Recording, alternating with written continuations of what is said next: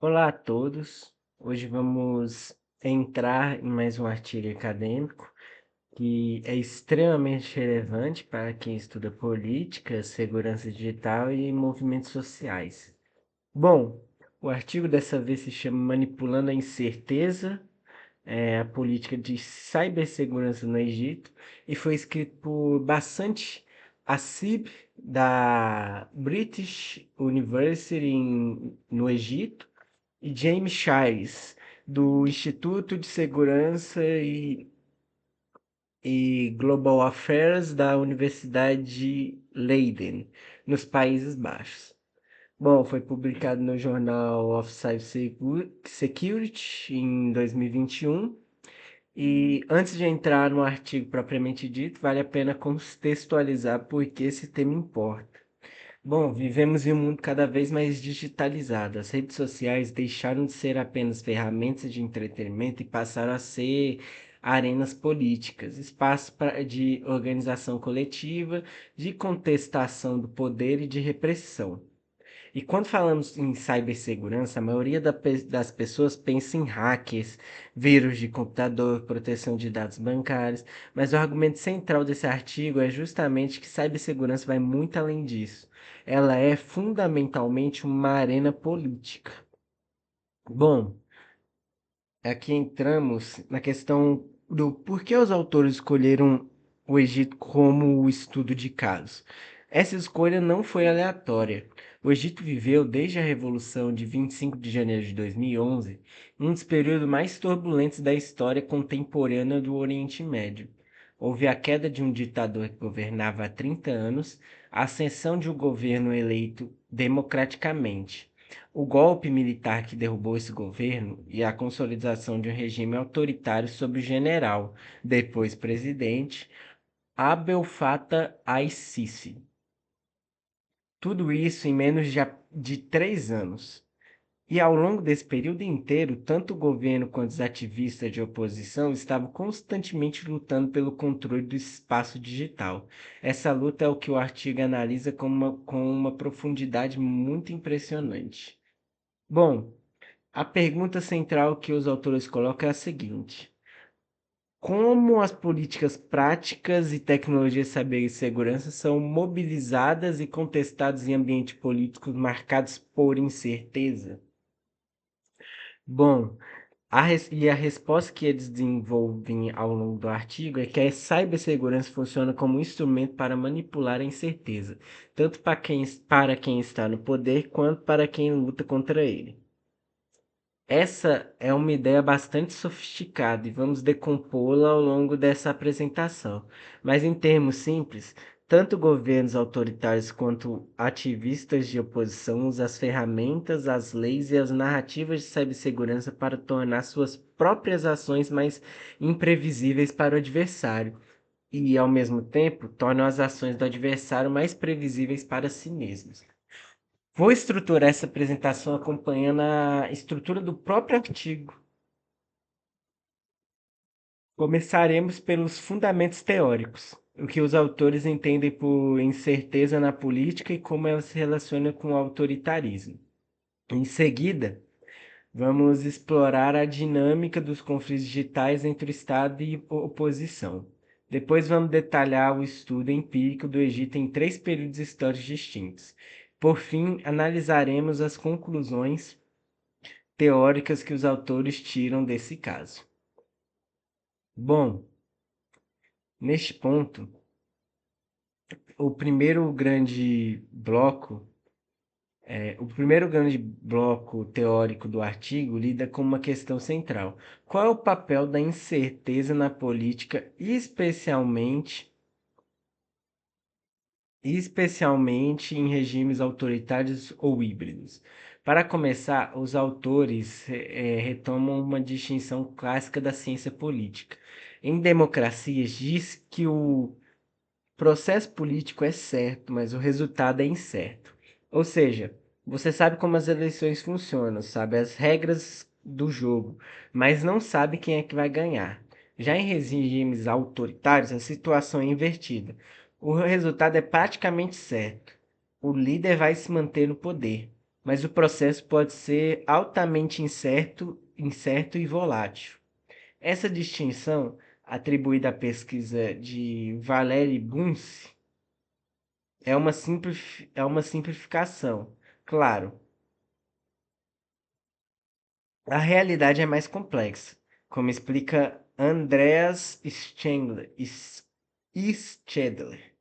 Os autores políticos estão simultaneamente incertos sobre três coisas: o que está acontecendo, o jogo político, quais são as regras desse jogo e qual é o placar.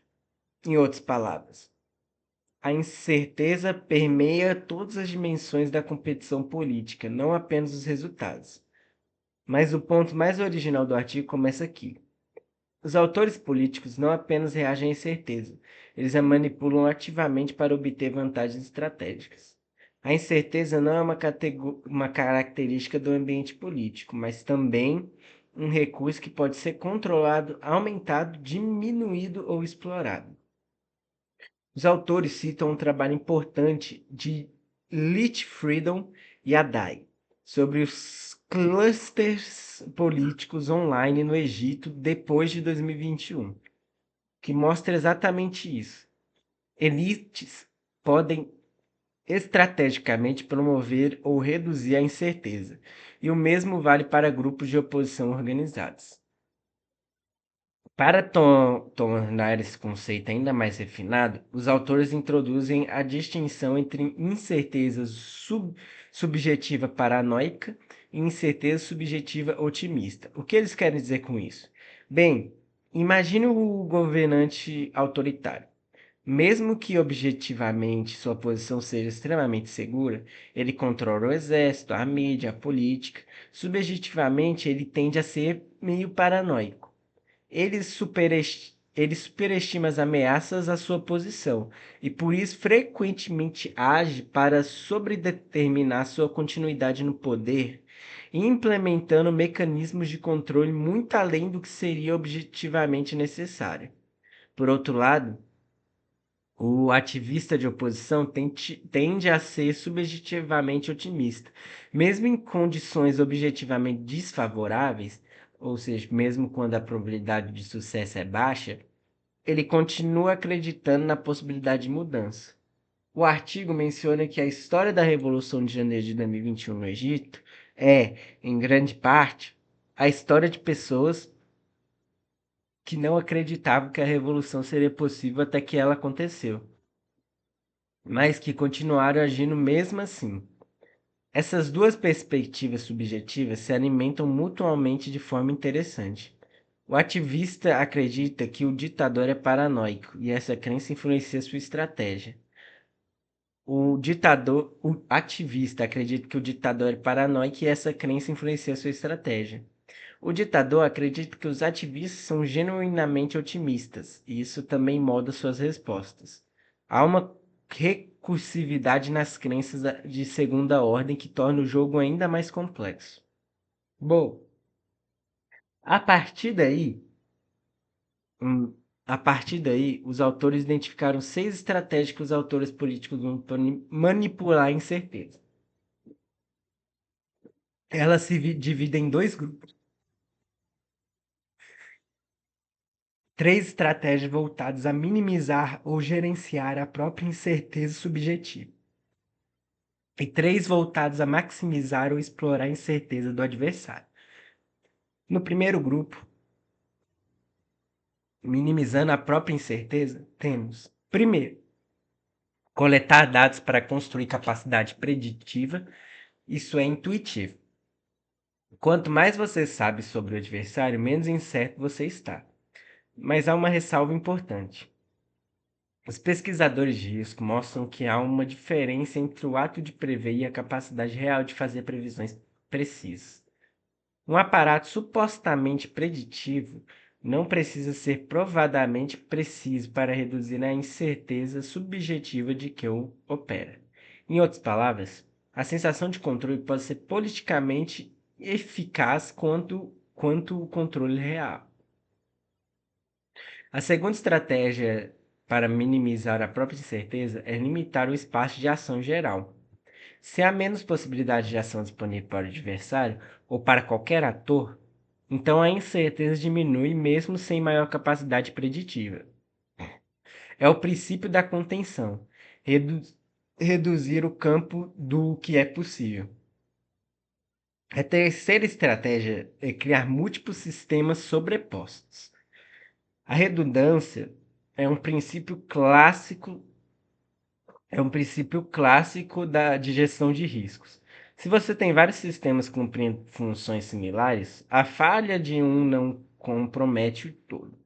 Aqui também, a percepção de redundância pode ser tão eficaz quanto a redundância real em termos de gestão da incerteza subjetiva.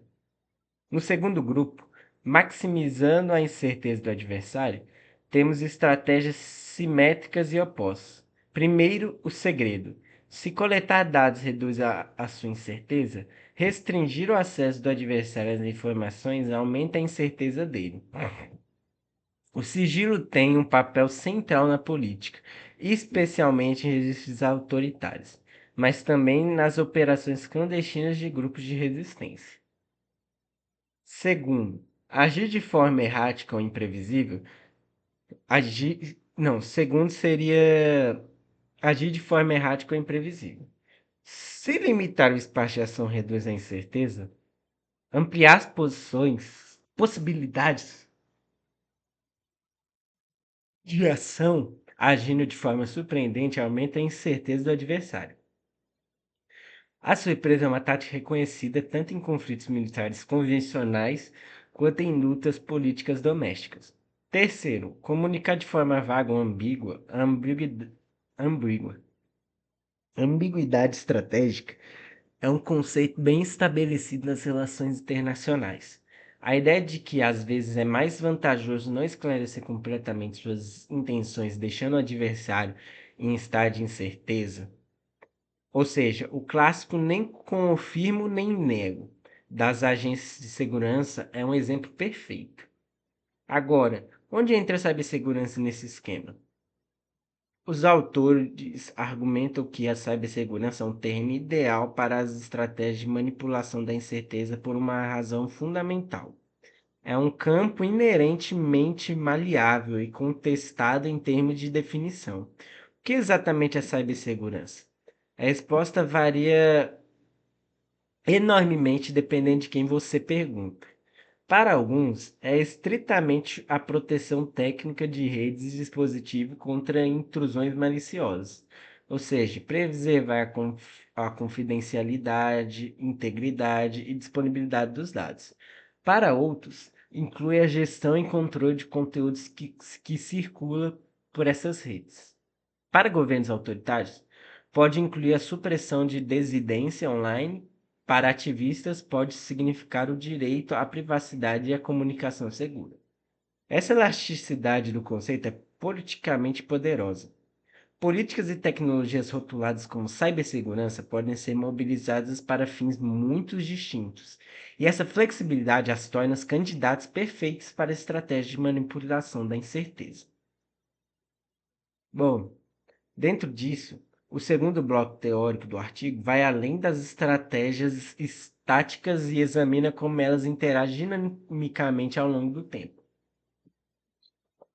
Afinal, política não é um jogo estático, é uma sequência de ações e reações, de inovações e respostas.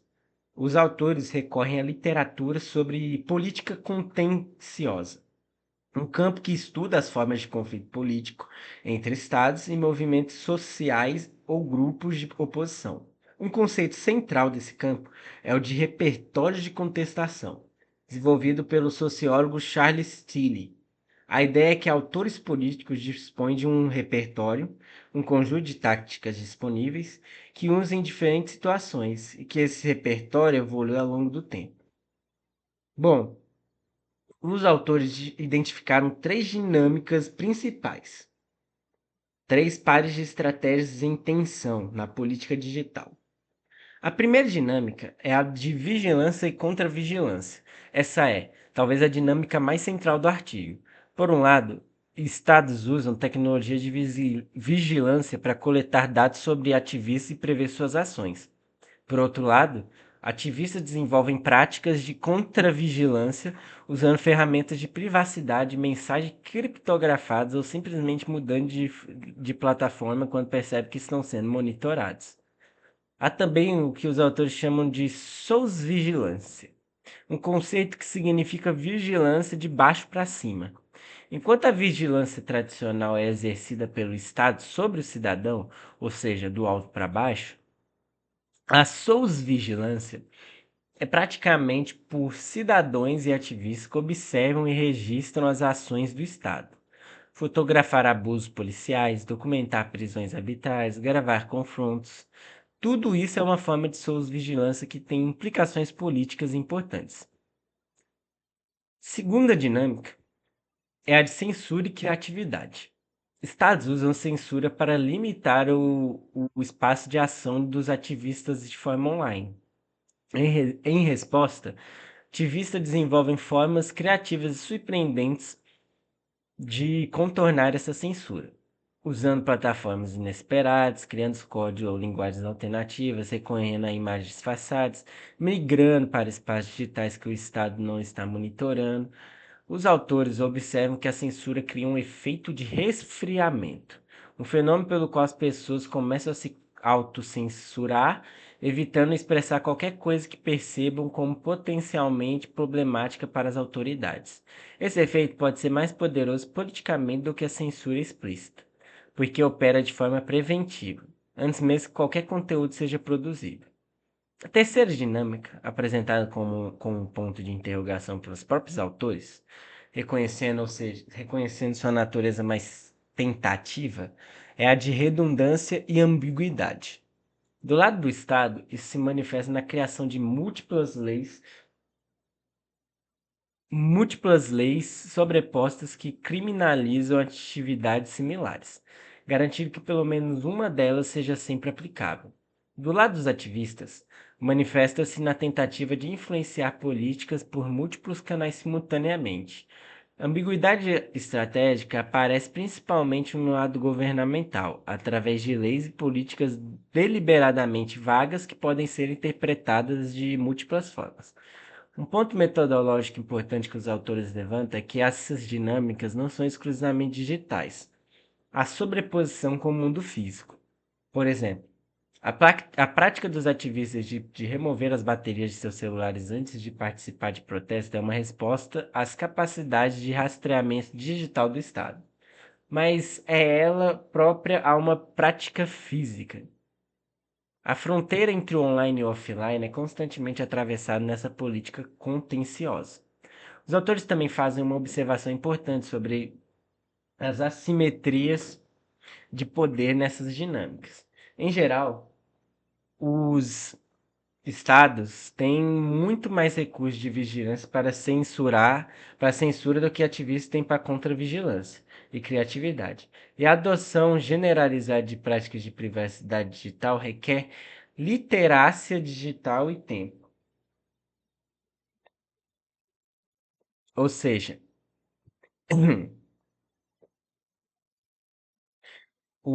a fronteira a fronteira entre o online e o offline é constantemente. Ou seja, os estados têm muito mais recursos para vigilância e censura.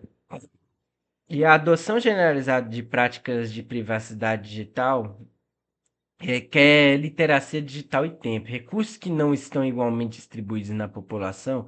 No Egito, um país com níveis variados de acesso e reconhecimento digital,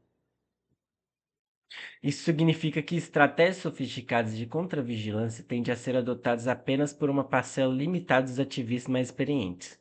Enquanto a maioria da população simplesmente internaliza o efeito de resfriamento, eles costumam continuar com isso.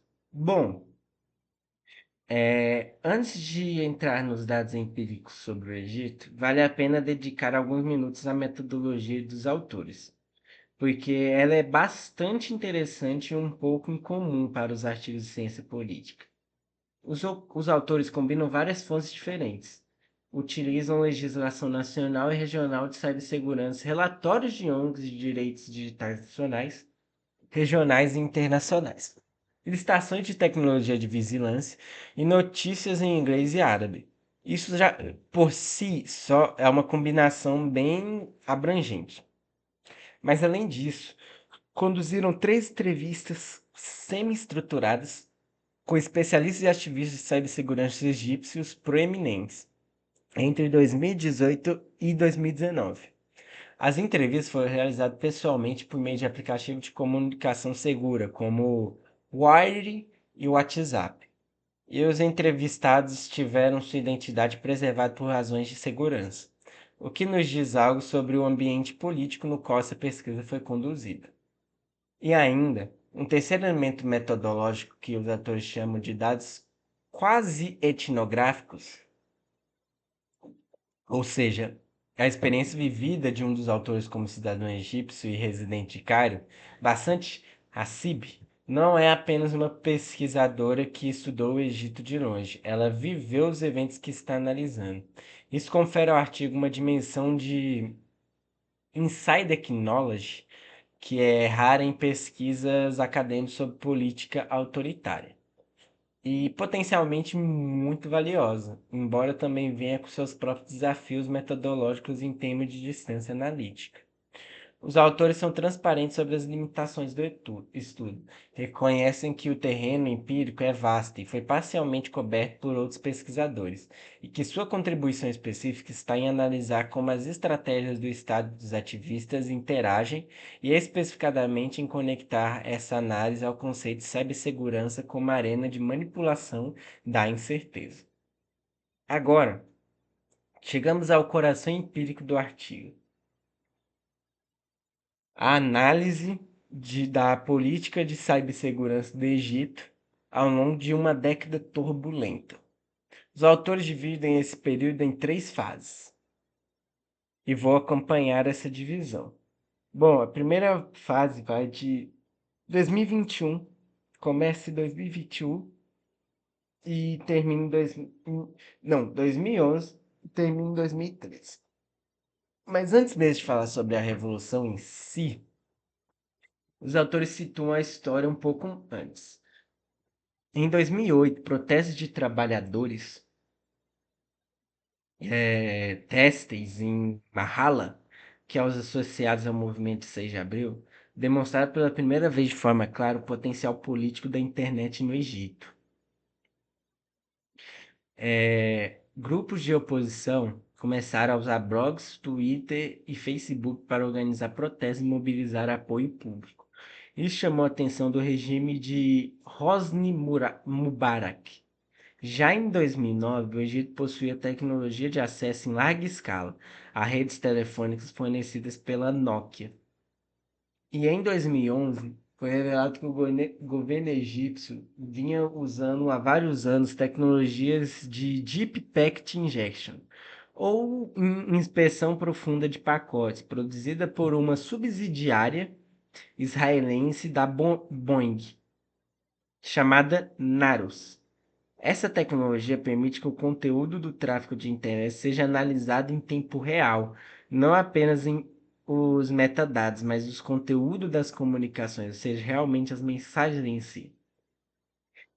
A legislação relevante naquele momento era a Lei de Telecomunicações de 2013, que permitia vigilância extensiva e dava às instituições de segurança do Estado a autoridade para controlar todos os serviços de telecomunicações em caso de mobilização geral. Quando a Revolução de 25 de janeiro eclodiu em 2011, o poder organizacional das redes sociais se tornou aparente para o mundo inteiro. Grupos de ativistas usaram o Facebook, especialmente a página Somos Todos Khaled Said, criada após a morte de um jovem custódia policial em 2010, para planejar os protestos. Uma campanha online também mobilizou egípcios no exterior a retornar ao país e apoiar as manifestações. A resposta do governo Mubarak foi dramática. Bloqueou o Facebook e o Twitter no início dos protestos e em seguida desligou completamente a internet por 5 dias. Essa interrupção, provavelmente executada através de ligações telefônicas de agentes governamentais para os principais provedores de internet, teria custado à economia egípcia cerca de 110 milhões de dólares.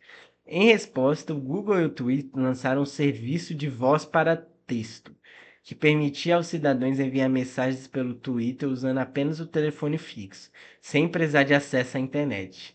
Após a queda de Mubarak, quando manifestantes invadiram a sede de agência de segurança estatal em março de 2011, encontraram documentos reveladores, entre eles contratos para tecnologias de vigilância direcionadas capazes de comprometer contas do Skype e do e-mail, especificadamente o software FinSpy, importado da empresa britânica Gamma International, posteriormente renomeada de FinFisher. Também foi revelada a cooperação de empresas privadas de telecomunicações com o governo para monitorar chamadas e mensagens de texto.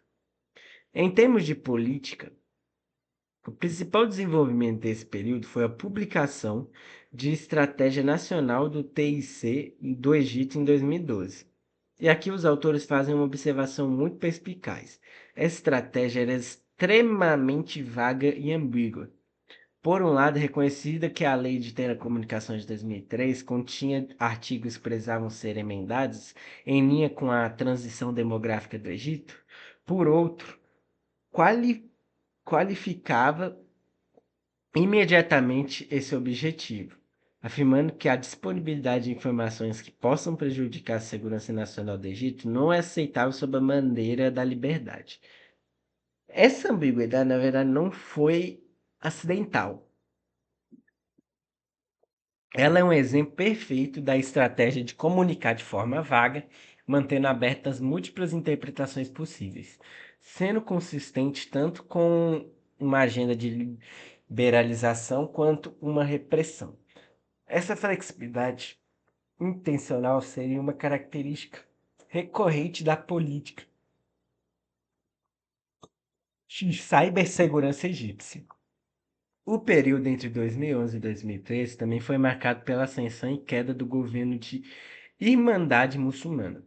Mohamed Morsi foi eleito presidente em 2012, mas seu governo alienou amplos setores da sociedade civil e foi derrubado pelo exército em julho de 2013. Após massivos protestos organizados nas redes sociais pelo movimento Tamarot, que significava rebelião em árabe. O violento massacre no acampamento Rabaa em agosto de 2013, no qual pelo menos 700 pessoas foram mortas, marcou o início da consolidação do poder militar. E as redes sociais foram um campo de batalha também nesse momento.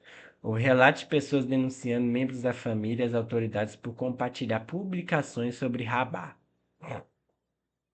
Bom, a segunda fase começa com a eleição de ICC, a presidência em 2014.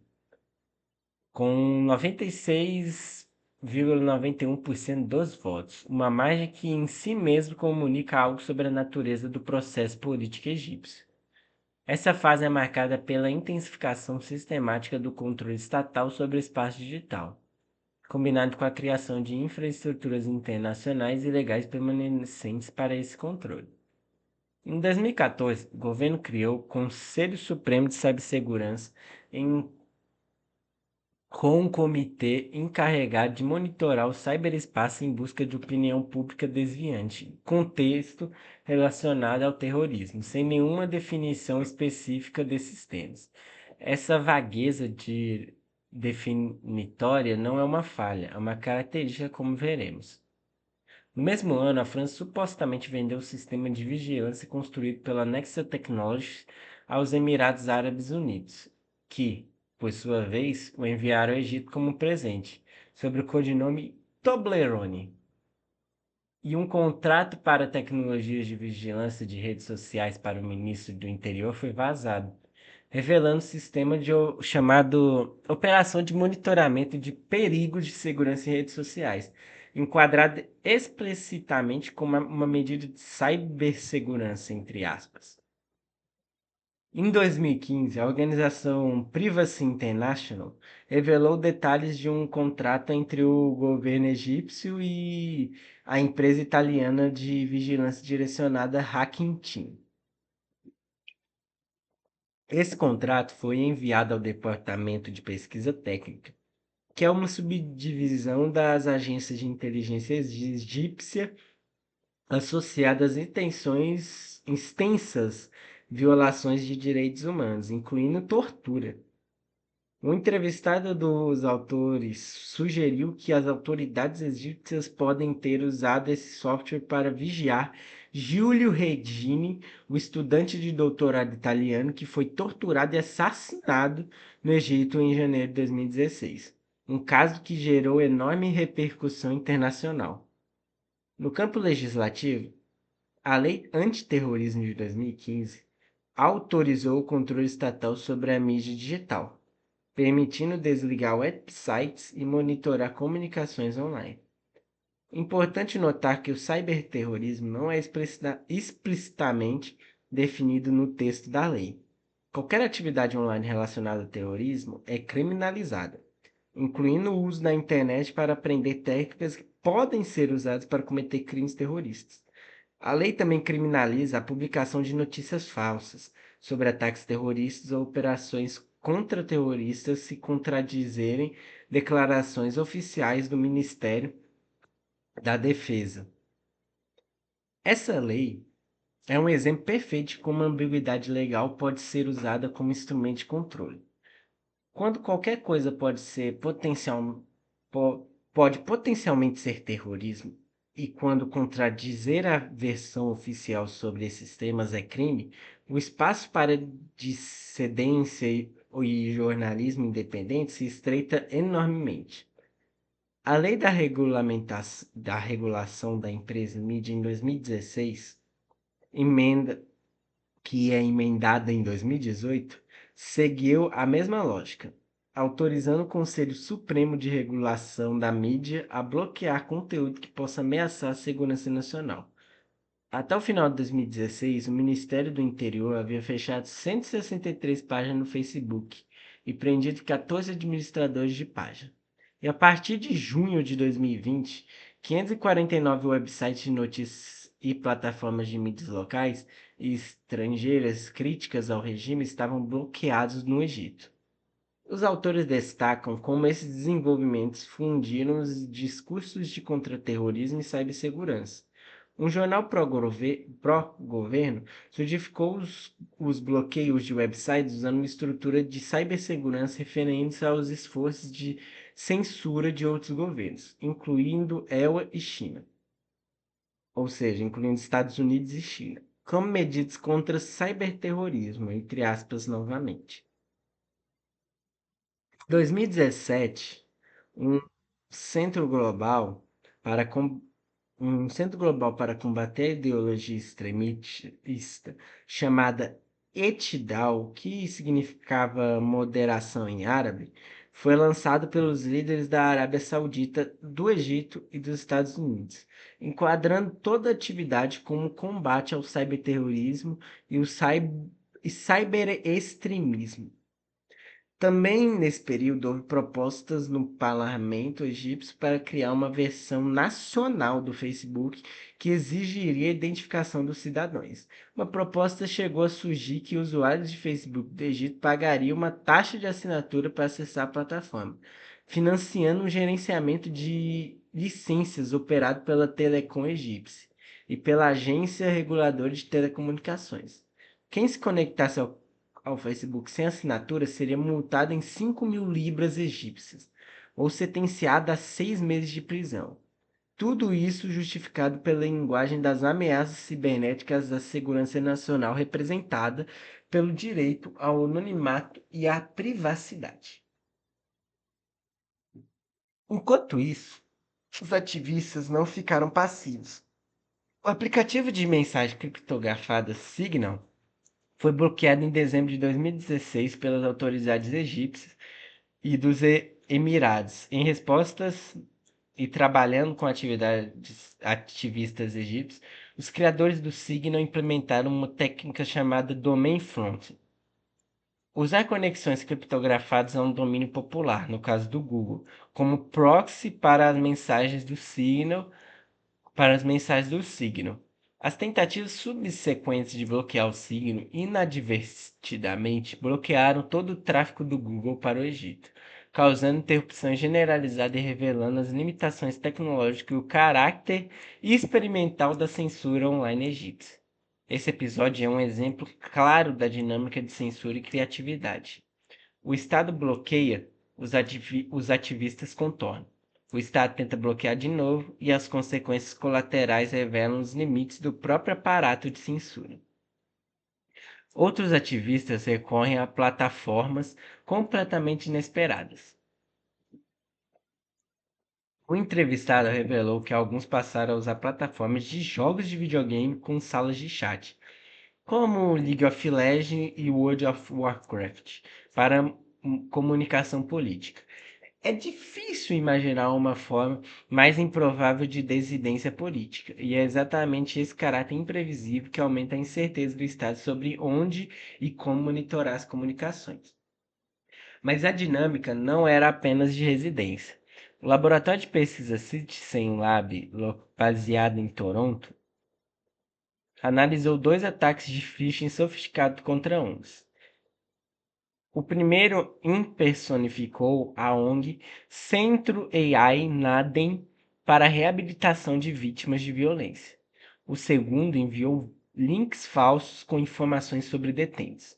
E a ativista Ola Shoba teve suas contas pessoais comprometidas em julho de 2017, com seu número de telefone para autenticação de dois fatores desativado, sugerindo cooperação entre as autoridades e a empresa de telecomunicação. E aí que entra a graça. A terceira fase da reeleição de ICC em 2018, dessa vez com 97% dos votos, mas com uma participação menor depois de que seu principal oponente ter sido preso e todos os outros candidatos de oposição terem sido impedidos de se candidatar através de táticas de intimidação, a era da popularidade de Al-Sisi começava a se desgastar, agravada por medidas econômicas severas ligadas ao empréstimo de 12 bilhões de dólares do FMI em 2016. O empréstimo do FMI implicou a flutuação do câmbio egípcio, levando a uma queda imediata no valor da libra e a inflação de cerca de 30% em 2017. O Banco Mundial descreveu 60% da população egípcia como pobre ou vulnerável em julho de 2019. Nesse contexto de crescente satisfação popular, o aparato de controle digital se intensificou ainda mais. Em agosto de 2018, após a reeleição, o parlamento egípcio aprovou a Lei Anticrime Cibernético e de Tecnologia de Informação. Essa lei é examinada pelos autores com certo grau de perplexidade. Não porque é sofisticado, mas principalmente porque não é. A lei é extremamente vaga. Ela obriga os provedores de serviços de internet a armazenar e fornecer ao governo os dados dos usuários, o conteúdo dos sistemas de informação e os equipamentos utilizados.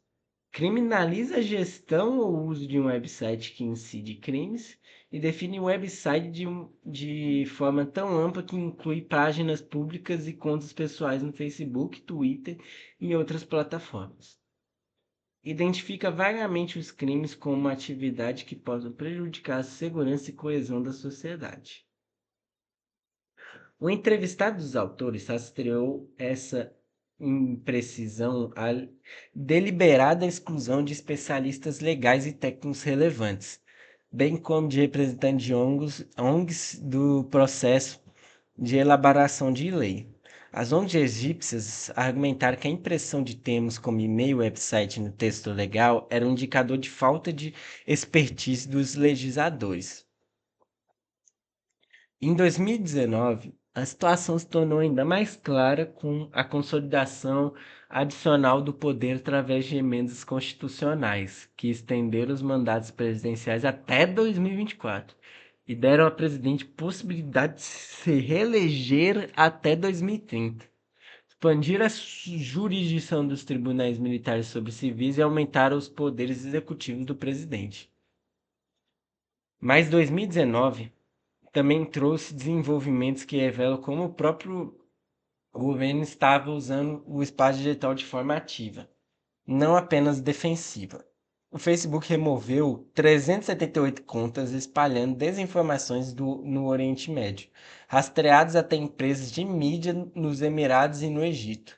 O Twitter removeu 271 contas criadas e gerenciadas por uma empresa chamada .dev, também baseado nos Emirados e no Egito, visando disseminar desinformação contra o Irã e o Catar. E o Facebook removeu ainda 448 contas originárias dos Emirados, Egito e Nigéria, e 301 contas promovendo os Emirados, Arábia Saudita e Egito, criticando Catar, Irã e Turquia.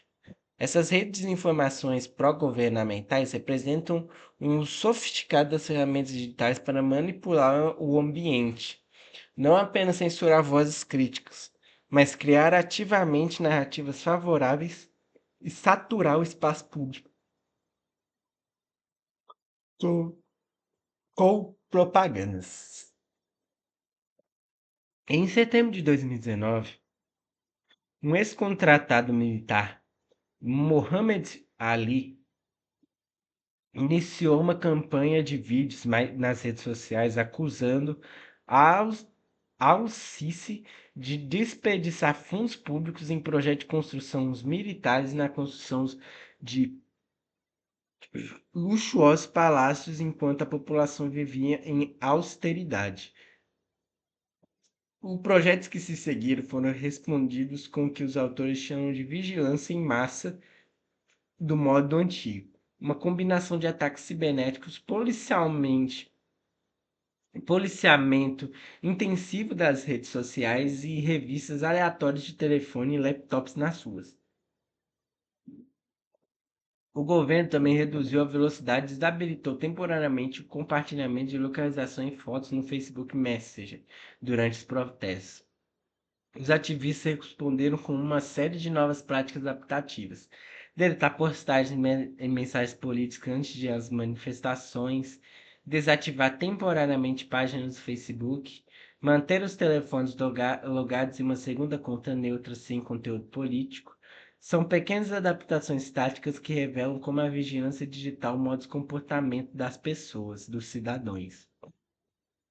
Por fim, os autores descrevem um fenômeno particularmente interessante: a mobilização de redes de apoiadores pró-governo para reportar contas de ativistas às plataformas de mídia social como abusivos ou falsos.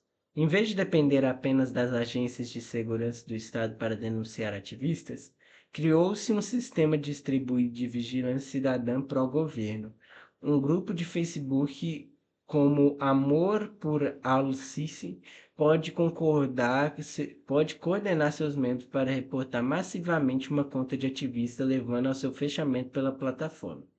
Agora, chegamos à seção analítica central do artigo, onde os autores aplicam o framework teórico do material empírico. E aqui é uma ressalva metodológica importante que os autores fazem questão de explicitar.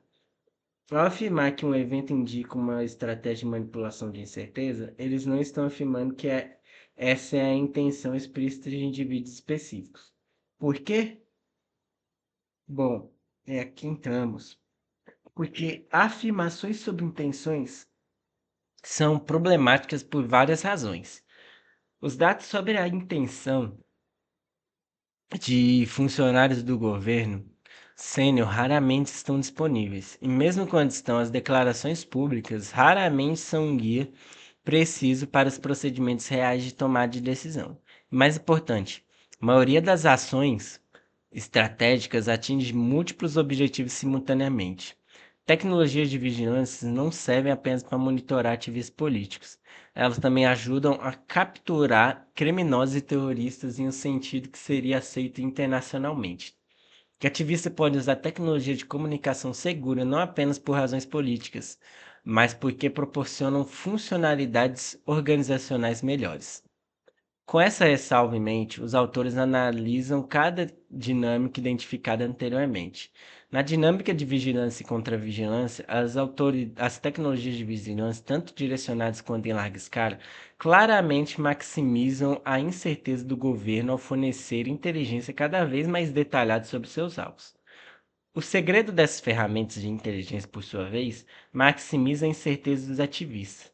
Eles não sabem que o governo sabe sobre eles, nem até que ponto a vigilância digital se estende em qualquer caso específico.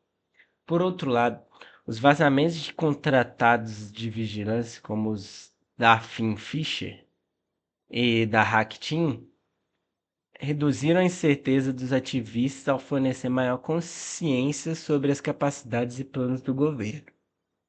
O uso de comunicações criptografadas em múltiplas contas pelos ativistas aumentou a incerteza do governo sobre quando e onde a atividade política ocorreria. Note-se que a cibersegurança apareceu dos dois lados dessa dinâmica. O governo enquadrou sua vigilância como proteção do espaço informacional nacional, um conceito de cibersegurança, e os ativistas justificaram suas práticas de contravigilância com base em uma visão humanocêntrica de cibersegurança, centrada na privacidade e nos direitos fundamentais. Bom, na dinâmica de censura e criatividade, o governo, especialmente a partir de 2016, aumentou enormemente a censura online. Mas essa censura era errática, não sistematicamente aplicada, o que criou um efeito duplo. Maximizou a incerteza do governo ao limitar as oportunidades de crítica online, mas também aumentou a incerteza dos ativistas, que não sabiam quando ou por que seriam bloqueados. Esse caráter arbitrário espalha padrões de detenção e tratamento offline, igualmente arbitrários. Em respostas, alguns ativistas simplesmente saíram do espaço digital, não levando dispositivo a reuniões e protestos. Outros usaram plataformas de jogo, uma escolha que aumentou a incerteza do governo sobre onde e como monitorar as comunicações. Mas o efeito de resfriamento de censura visível é muito maior do que a da vigilância invisível. E muitos simplesmente optaram por regular seu discurso online para evitar a censura. Bom, na dinâmica de redundância e ambiguidade, múltiplas leis sobrepostas sobre terrorismo, mídia e crimes cibernéticos que criminalizam atividades similares garantem que pelo menos uma seja sempre aplicável para suprimir atividades indesejáveis. A vagueza da Lei Anticrime Cibernético de 2018, assim como a ambiguidade da estratégia de TCI em 2012, são instrumentos deliberados de controle, não falhas de redação, mas opções políticas. Bom, o artigo, esse artigo em si, pulando agora para uma parte, ele conclui em sua maior parte. Aqui, obviamente, nesse slide ainda continuamos na questão que citamos, que é exatamente aquela questão da criatividade, a habilidade das pessoas de encontrar formas e desacelerar o processo de desenvolvimento do governo para identificar as suas atividades que, em teoria, são privadas ou deveriam ser atitudes das pessoas em si, mostrando como o autoritarismo simplesmente afetavam e pulando, entrando agora na questão das implicações e conclusões, podemos entrar agora nesse slide. Ele conclui com duas contribuições teóricas que os autores identificaram como suas principais realizações e que vale a pena realizar com cuidado. Bom, elas são: a primeira contribuição é mostrar como as lutas políticas entre estados e movimentos de oposição assimilam a linguagem e o conteúdo influentes da cibersegurança, gerando uma política de cibersegurança distinta. Isso é mais sutil do que parece. O ponto não é simplesmente que os governos usam ferramentas digitais para reprimir ou que ativistas usam ferramentas digitais para resistir. O ponto é que o próprio conceito de cibersegurança é contestado. redefinido e mobilizado estrategicamente por diferentes atores. O governo egípcio não apenas usa tecnologias de vigilância, ele as enquadra como cibersegurança, associando a repressão política ao respeitável objetivo de proteger a infraestrutura digital. Os ativistas não apenas usam ferramentas de privacidade, eles as enquadram também como cibersegurança, conectando a proteção de suas comunicações ao direito humano fundamental à privacidade. Dois autores, dois conceitos radicalmente diferentes de cibersegurança, ambos legitimados pelo mesmo termo. Isso tem implicações importantes para como entendemos debates de políticas de cibersegurança em outros contextos, incluindo em democracias, quando um governo democrático argumenta pela regulamentação da criptografia de ponta, a ponta em nome de segurança, ou quando ativistas defendem o direito à comunicação segura em nome da privacidade. Estamos vendo dinâmicas similares em operação. A segunda contribuição é destacar o papel da incerteza como motor, entre outros, dos ciclos de inovações e resposta na política contenciosa, incluindo aqueles centrados na cibersegurança. Em outras palavras, a busca por reduzir a própria incerteza e aumentar a do adversário é um motor poderoso das inovações táticas de ambos os lados, o que explica a natureza do gato e rato da cibersegurança política. Os autores são cuidadosos em não afirmar que a manipulação da incerteza é o único motor desses desenvolvimentos. Há muitas causas. Estratégias e repertórios de ação política que não têm como objetivo principal nem parcial a manipulação da incerteza, mas a incerteza é um fator que tem sido relativamente negligenciado na literatura sobre política contenciosa digital. E este artigo faz um trabalho importante ao colocá-la no centro de análise. As implicações mais amplas do artigo também merecem atenção. Os autores argumentam que, embora o caso egípcio seja específico, o fenômeno é mais geral.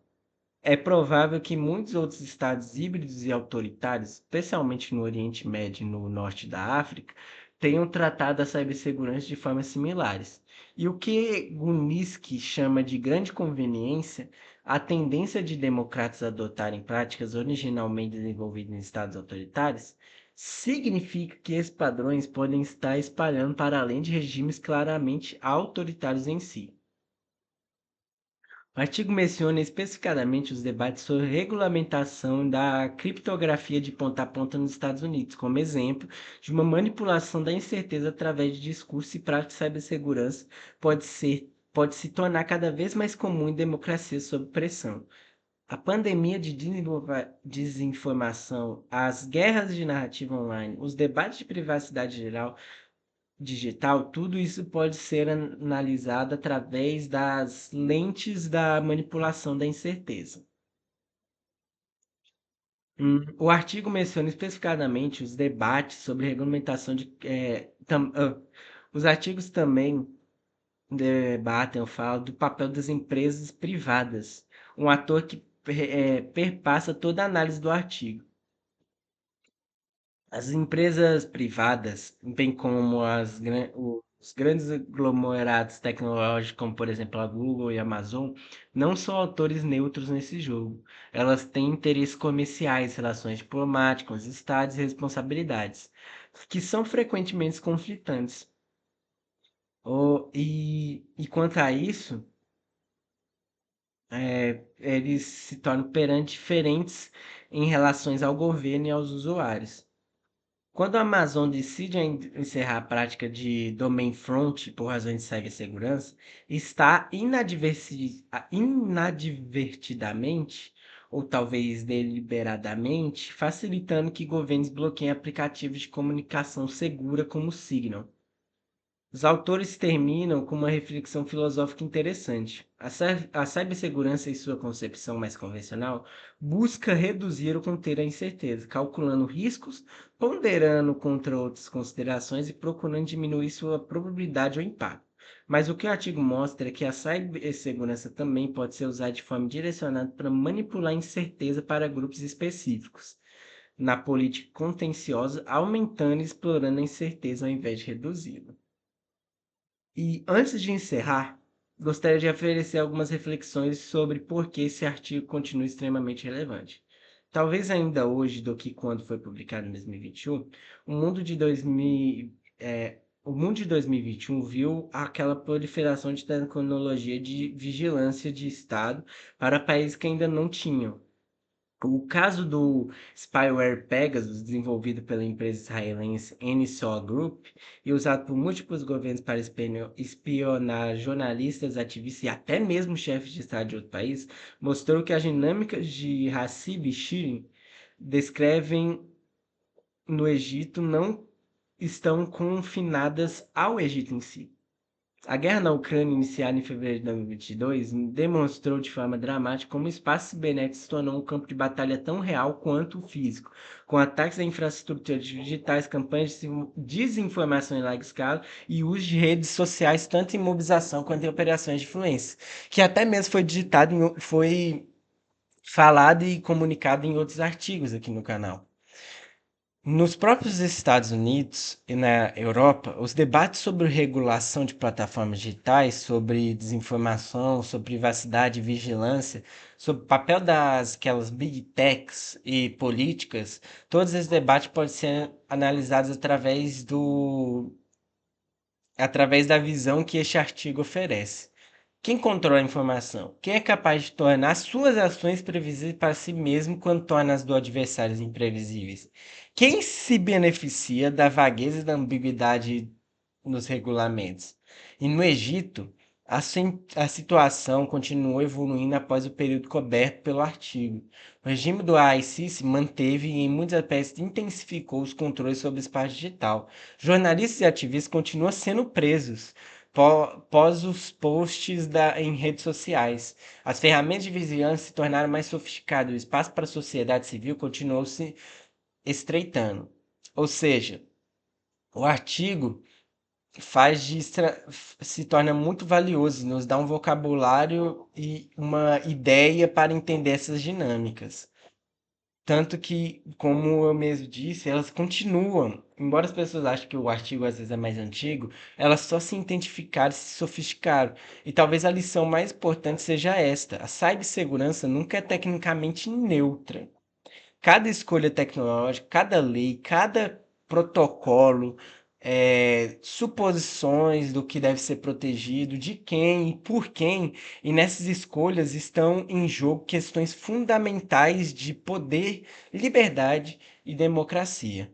Bom, tendo isso, tendo a referência, obviamente, o artigo em si estará publicado abaixo na descrição com um link para o site original e o arquivo em PDF. Espero que tenham gostado. Obrigado por acompanhar a apresentação. Quero e creio que ela tenha fornecido não apenas uma compreensão detalhada do artigo em si, mas também ferramentas que possam ser aplicadas a outros contextos, onde a questão da cibersegurança e a política acabam se entrelaçando de forma mais complexa e consequente. Dito isso, muito obrigado pela atenção, pelo carinho, se continuar até aqui. Eu sei que é difícil muitas vezes ouvir, e estou também um pouco gripado, então peço desculpas para às vezes certas coisas que aconteceram pelo vídeo, mas agradeço por tudo e pela atenção. Espero que tenham um ótimo dia.